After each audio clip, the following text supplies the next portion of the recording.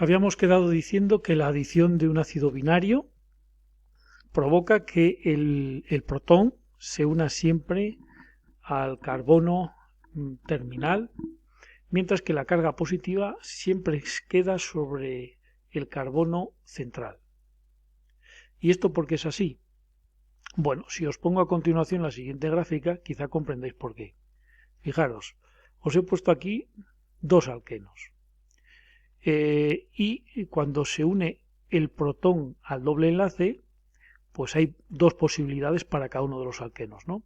Para el alqueno de la izquierda, por ejemplo, si el protón se une al carbono terminal, queda la carga positiva en este carbono central rodeado a su vez por tres carbonos. Es lo que se llama catión terciario o carbocatión terciario. Sin embargo, si el hidrógeno se une al carbono central, pues se formaría una carga positiva sobre un solo carbono, sobre un carbono terminal. Un carbono que en este caso es primario porque este carbono que tiene la carga positiva está unido solamente a otro carbono. Fijaros desde el punto de vista de la energía quién es más estable y quién es menos.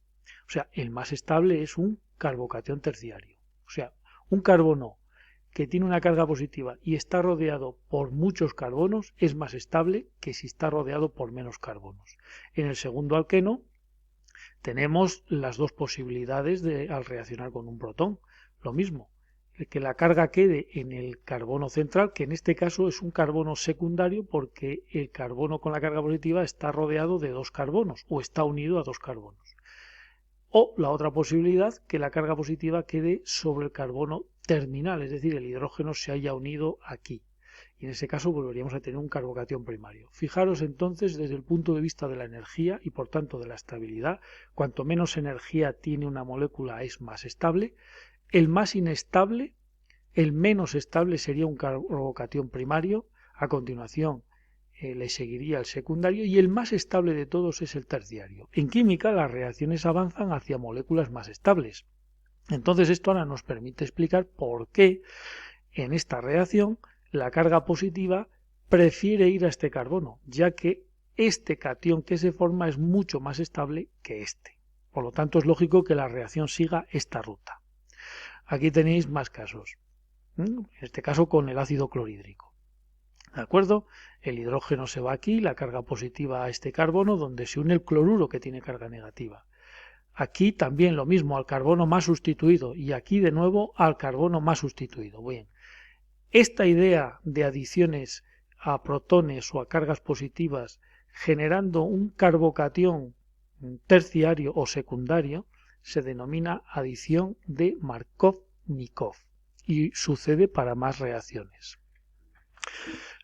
Sigamos con las reacciones de alquenos, en este caso reacciones a halógenos, bueno, a moléculas de halógeno, sobre todo, especialmente a la molécula de cloro, la molécula de bromo y la molécula de yodo.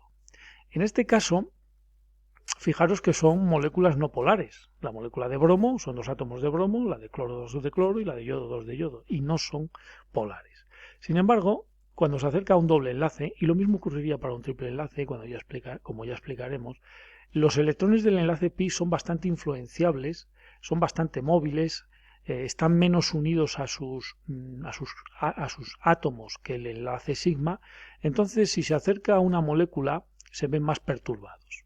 Por ejemplo, si se acerca a la molécula de bromo, que aunque no es polar, resulta que los electrones del doble enlace repelen a los electrones de la molécula de bromo. La molécula de bromo es muy grande, sus electrones de valencia están muy lejos de sus núcleos y son fácilmente influenciables, atraídos o repelidos por un campo eléctrico exterior, que en este caso el campo eléctrico lo representan los enlaces pi. Pues bien, estos electrones del enlace pi del alqueno repelen los electrones de la molécula de bromo hacia un punto, hacia un extremo, aquí lo veis, hacia arriba se acumula la carga negativa y este bromo quedará con carga positiva parcial. Es atraído o atrae los electrones del doble enlace y entonces se forma una carga positiva, aunque el mecanismo es un poquito más complejo.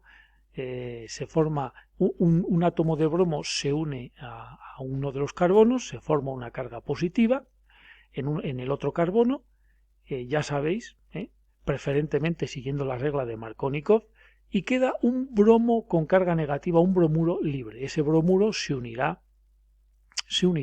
a la carga positiva, aunque el mecanismo aquí es un poquito más complejo y no quisiera entrar en más complicaciones. Por lo tanto, al final lo que queda es que a un lado, en uno de los carbonos del doble enlace se une un bromo y en el otro carbono se une el otro bromo. Si fuese la molécula de bromo, si es molécula de cloro, pues en uno de los carbonos tendríamos un cloro, en el otro carbono del doble enlace tendríamos otro cloro. Y si se trata de la molécula de yodo, exactamente lo mismo. Bien, los alquenos también pueden hidratarse. La hidratación ocurre con ácido sulfúrico. El ácido sulfúrico, la función que tiene es catalizar. El protón, en este caso, lo que hace es acelerar la reacción. Entonces, se gasta en una etapa del mecanismo y se recuperará en otra. Por ejemplo, tenéis el catalizador, que es el ácido sulfúrico, que le cede un protón. Ya sabéis que el protón, cuando se adiciona al doble enlace, sigue la regla de Markovnikov, con lo cual la carga positiva queda en el carbono que tiene o que está unido a más carbonos, es decir, la carga positiva quedaría aquí. Pero como digo, el sulfúrico, la función que tiene es aportar protones, ya que este anión es un anión, digamos, con una densidad de carga muy baja. Por lo tanto, como estamos en presencia de agua, porque esta reacción ocurre, por ejemplo, en agua, la molécula de agua, a través del polo negativo, que es el oxígeno, se unirá a la carga positiva de este carbocatión. ¿De acuerdo? Lo hará, se une, se formará transitoriamente esta molécula en la que hay un oxígeno unido a 3 enlaces, que es muy inestable, porque el oxígeno quedaría con carga positiva. Sin embargo, os he dicho que el ácido sulfúrico, la función que tiene es actuar de catalizador, ¿no? Aporta un hidrógeno que luego se recupera. Y aquí es donde se recupera el catalizador. Aquí. Este protón, este hidrógeno, vuelve al ácido sulfúrico. Estos dos electrones de este enlace pasan al oxígeno y entonces hemos convertido un alqueno en un alcohol. Esta es la función de hidratación o la reacción de hidratación de alquenos, consiste en convertir un alqueno en un alcohol utilizando como catalizador ácido sulfúrico. Los alquenos también pueden polimerizar, es decir, por ejemplo, si tenéis el alqueno más sencillo, que es el eteno, y tenéis N moléculas de eteno, reaccionan unas con otras en condiciones adecuadas y con unos catalizadores adecuados, de tal manera que el doble enlace de una de las moléculas, que se denominan monómeros, ataca el doble enlace como en una especie de cascada de la siguiente molécula de eteno, y así sucesivamente, con lo cual al final tenemos un polímero todo de enlaces sencillos, de enlaces simples entre los carbonos, que sería en este caso polieteno, o más bien conocido como polietileno. Si en lugar de tener el eteno tenemos el cloroeteno, pues la polimerización de este monómero denominado cloroteno genera PVC. Y claro, dependiendo de la orientación de este monómero, pues tendremos distintos tipos de PVC, es decir, que el ataque sea todos los monómeros tengan esta disposición, o bien que los monómeros, digamos, se giren y el cloro, en lugar de estar en esta posición, esté en esta, es decir, que los ataques sean cabeza-cola, cola-cola, etcétera. Aquí tenemos otro tipo de monómero en el cual tenemos un anillo aromático y entonces tenemos el polifenileteno. Bueno, los alquinos pues tienen las mismas reacciones que los alquenos.